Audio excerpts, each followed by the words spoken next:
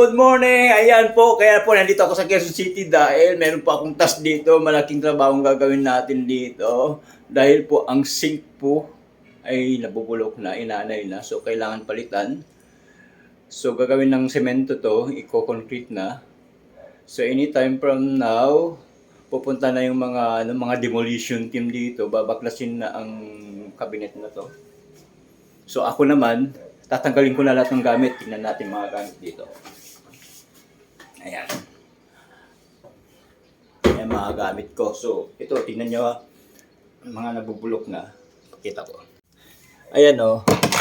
Kinain na talaga ng anay. Ito sa loob, ampaw na to. Ayan. Ito, pinalagay ko lang to. Ayan o. Talagang wala na. Bulok na talaga. So, no choice, kahit wala tayong pera, sakripisyo, gagastusan natin, kaysa naman lumala.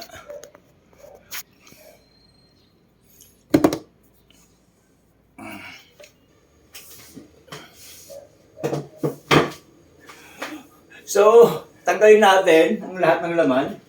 Kasi mamaya-maya nandito na yung mga babaklas nito. Lahat tatanggalin nila to dahil sesimentuhan nga. So maraming trabaho.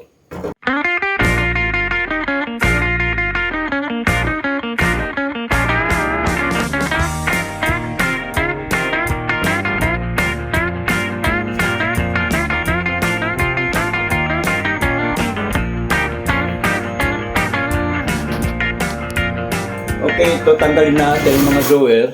Gusto ko ibalik nila yung drawer dito. Sabi ko kay engineer na kung pwede, ibalik natin to. Kasi pinaggastusan ko rin to eh. Pinagawa ko rin sa kanila itong mga drawer na to. Kaya gusto ko, malaking bagay din kasi to. Kasi pag wala to, walang panlalagyan natin mga kaserola, mga cutlery, kasi ito. Kaya malaking bagay ang drawer. So kailangan andito pa rin to. So liliit ang space natin dahil ito yung kapal ng nito ng precast. Ganito siguro. So mag-a-adjust to dito. So liliit ang lababo ko.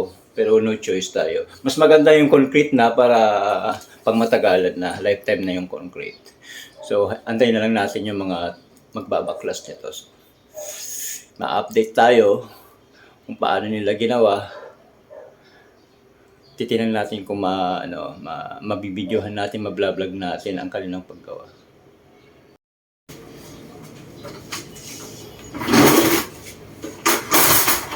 Ayan mga laman yan, no?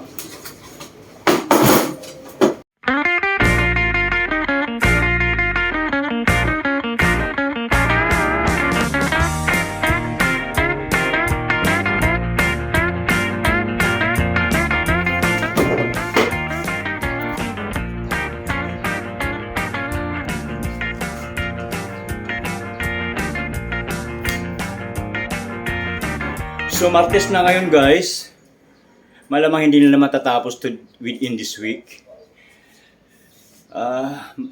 Wala akong choice kundi iwanan kay engineer Lin yung susi. So anytime pwede silang pumasok dito dahil kailangan gusto ko rin matapos nila to bago ako babalik from Boracay. Dahil pag uwi po namin from Boracay, uwi rin kami ng probinsya. So wala, hindi ko talaga sila mababantayan. So, hopefully matapos nila to by Saturday para pagdating ko galing Boracay, ililinisin ko to bago ako uwi ng Bulacan. Daming trabaho. Kalat to.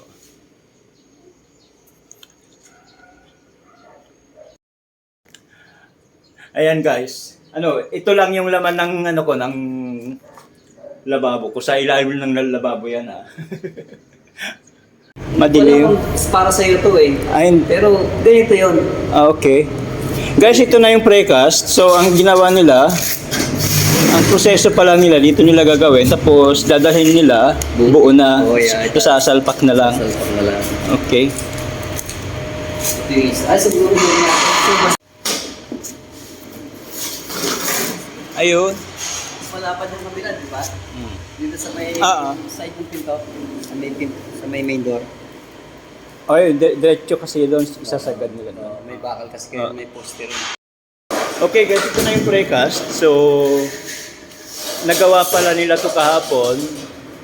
So, pag akyat nila, tuyo na. So, isasalpak na lang nila. So, ang gagawin nila ngayon, kuya, ngayon babakasin niyo yung lababo, di ba kuya? Okay. So, sabay na tayo kuya, kasi sabi ni Ma'am Lynn, packet daw kayo doon. Huli ako doon, pag yung tapos na sila, sa pinto naman. Kayo ang finishing. Pa rin ang pinto niya. Ayun pa rin kuya, siya ang quality. si Kuya siya ang si Kuya RC siya ang gumagawa lahat ng mga ano ko doon, mga pinapagawa ko doon. Ayan si Kuya RC. Tagal na nitong ano sa talagang ano siya ng ala si Kuya RC. Ilang taon ka na dito kuya? Sa 17 na. Nako. Kaya pala tagal na.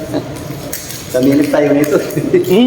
Siya pala ang ano nagtayo dito sa building si Kuya RC. Wala nang tinayo nito. Nandito na ako. Kaya lang, kasi maaga pa. Hindi pwede magpukpok. Nakakaya sa mga natutulog. Ito na ang mga demolition team. Ayan, malapit na matapos.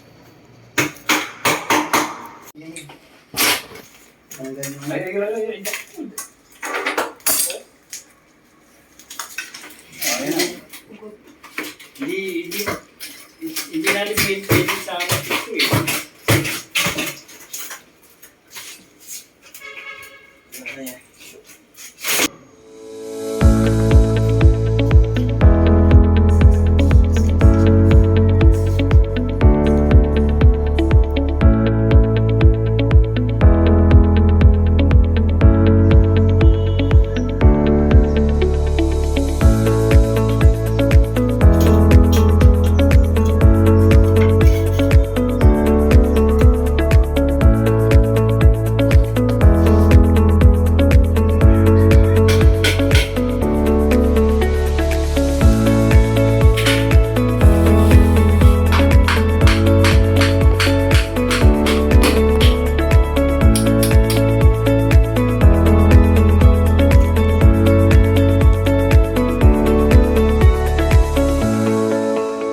Ayan po, second day na po. Ayan, mukhang mabilis sila, no? Baka matatapos din nila within this week to.